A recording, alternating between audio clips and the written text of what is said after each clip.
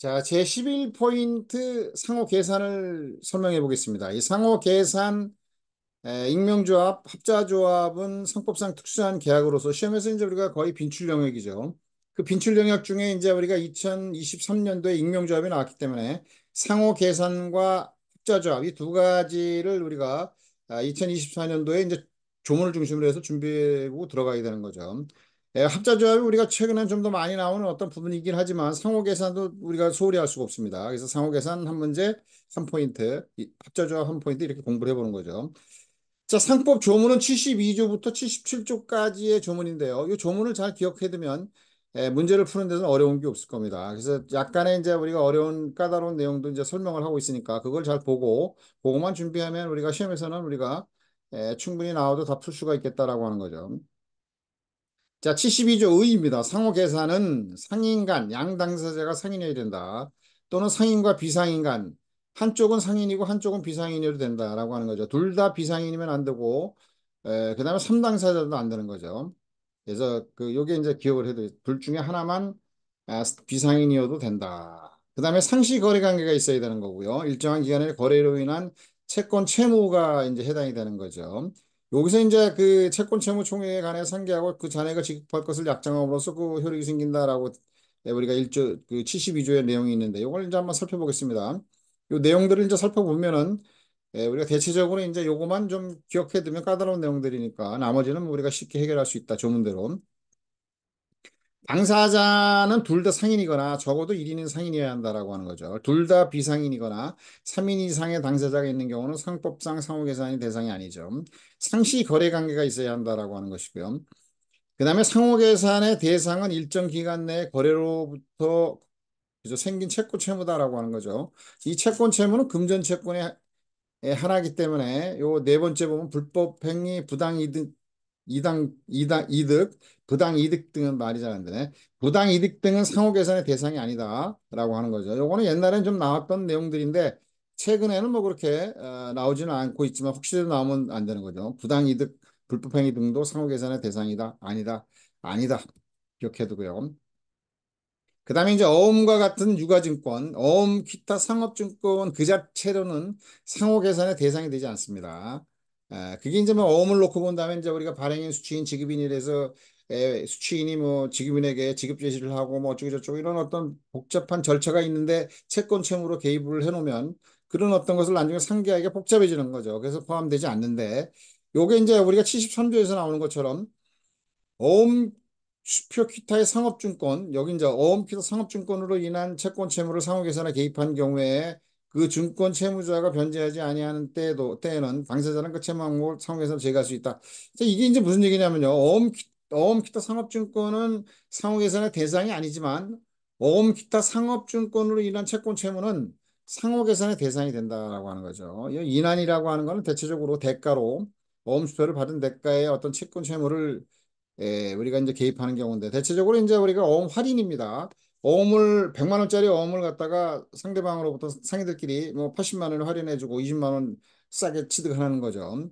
이제 그런 어떤 경우에 우리가 이제 그 어음 할인의 경우에 그 할인의 경우에 이제 80만 원을 이제 주기로 해놓고 거기에 채권자 채무자가 되는 거죠. 요 인한 어음 할인 등으로 인한 요 80만 원을 채권 채무에 대해서는 상호계산에 개입할 수 있다. 그건 그뭐 채권자 채무자가 되니까. 그 내용입니다. 여기 이제 그게 73조에서 나와 있는 거예요. 어음 기타 상업증권으로 인한 다시 한번 읽어보면 아까 설명했지만 채권 채무를 상호계산에 개입한 경우에 인한을 잘 외워둬야죠. 그 증권 채무자는 변제하지 아니한 때, 직권 채무자가 변제하지 아니한 때는 당사자는 그 채무 항목을 상호계산에 제거할 수가 있다라고 하는 것이고요. 그다음에 74조의 상계할 기간입니다. 상호계산 기간이죠. 당사자가 상계할 기간을 정하지 아니할 때는 그 기간은 유월로 한다. 이게 무슨 얘기냐면 우리가 유월을 초과할 수 없다 뭐 이런 게 아니고 유월을 기간을 정하지 않을 때 유월로 한다라고 하는 것이고요. 그다음에 75조 이것도 자주 나오는 거죠. 당사자가 채권 채무 각 항목을 기재한 계산서를 승인할 때, 그죠? 당사자가 계산서를 승인한 때는 그 각 항목에 대해 이의를 하지 못한다. 그러나 승인했다라고 해도 승인하였다 하더라도 착오나 탈루가 있는 때는 뭐예요? 우리가 그 뭡니까? 이의를 제기할 수가 있다. 차고 탄로의 경우는 예외적으로 이의를 제기할 수 있다. 이렇게 기억하면 되겠고요. 조문 그대로 문제 시험에 나오는 거죠. 그 다음에 이제 법정이자 상계로 인한 잔액에 대해서는 채권자는 계산 폐쇄일 이후에 법정이자를 청구할 수 있다. 그대로 조문 내용대로 나오는 거죠. 전항의 규정에 불구하고 당사자는 각 항목을 상호 계산에 개입한 날로부터 이자를 붙일 것을 약정할 수 있다. 요게 이제 약정 이자를 이제 늘 상호 계산에 개입한 날로부터 약정 이자를 정하고 폐쇄일 이후에는 법정 이자를 청구할 수가 있다. 이 법정 이자가 이제 중리가 되는 거죠. 약정 이자에도 불구하고 법정 이자를 청구할 수 있다. 중리에 관한 그죠? 중리에 관한 규정이다. 뭐 이렇게 얘기도 설명하면 그게 이제 우리 기억을 하면 되겠고. 근데 최근에는 중리 뭐 이런 것들은 잘 나오지는 않죠. 그다음에 각 당사자는 예고하고 상호 계산을 해지할 수 있다. 이게 아니죠. 언제든지 그죠? 예고 없이 해지할 수 있다. 이 경우에 즉시 계산을 폐쇄하고 즉시죠 여기 지체 없이 계산을 폐쇄하고 이렇게 나오지는 않겠지만 잘 안 나오니까 즉시 계산을 폐쇄하고 잔액 지급을 청구할 수가 있다. 그 조문 그대로 나오죠. 예고 없이 언제든지 계약을 해지할 수 있다. 77조까지 조문을 잘 기억하고 2024년 소홀히 하면 안 되는 내용의 문제입니다. 자, 문제를 풀어보겠습니다. 이해분이죠. 상호 계산에 관한 설명으로 틀리는 것은 상호 계산은 의죠. 상인간 또는 상인과 비상인 간의 상시 거래 관계가 있는 경우에 72조에 나와 있는 거예요. 일정한 기간의 거래로 인한 채권 채무 총액에 관하여 상기하고 그 잔액을 지급할 것을 약정함으로써 그 효력이 있다. 뭐 책에는 조문을 잘 기억해 두면 되겠죠. 기타 상업증권도 기타 상업증권 그 자체도 상호 계산에 개입할 수 있다. 그래서 이게 인한이 없이 기타 상업증권 채권 채무를 상호 계산에 개입한 경우에는 틀리죠. 기타 상업증권으로 인한 채권 채무를 상호계산에 개입한 경우에 그 증권 채무자가 변제하지 아니한다는 당사자는 그 채무 항목을 상호계산에서 제거할 수가 있다라고 하는 73조에서 나와 있는 거고요. 당사자가 채권 채무 각 항목을 기재한 계산서를 승인한 때에는 그 각 항목에 대해서 이의를 하지 못한다라고 하는 75조에 나와 있죠.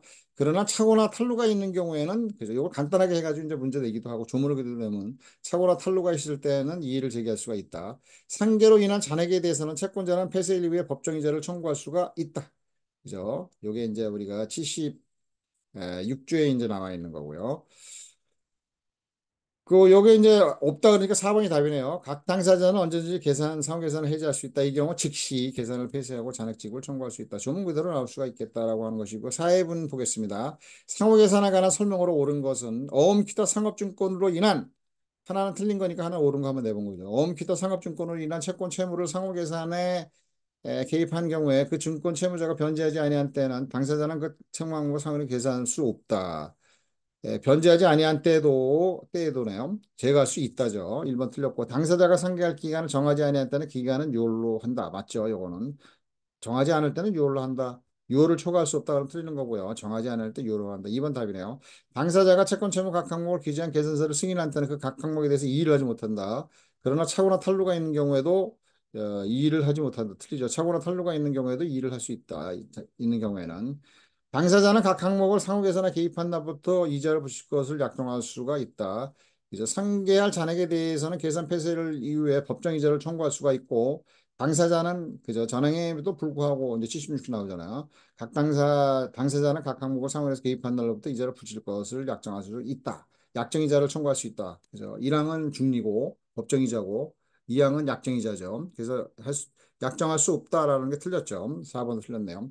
각 당사자는 2월 전에 상대방이 예고를 하고 언제든지요. 언제든지 각 당사자는 언제든지 상대방의 예고 없이 상호 계산을 해지할 수 있다. 이 경우 즉시 계산을 폐쇄하고 잔액 지급을 청구할 수 있다. 자, 이렇게 해서 우리가 문제를 다 풀어봤습니다. 요 문제 2개 풀어봤는데 여기 상호 계산이 나온다고 하면 그죠? 앞서서 우리 설명했던 요 내용 그죠? 72조에 설명했던 1번, 2번, 3번, 4번 요거 정도만 잘 기억해두고 나머지 그 조문에 대한 어떤 특징들을 잘 기억해두면 문제를 풀 수 있다. 자, 여기까지 풀어보고요. 다음으로 또 넘어가 보겠습니다.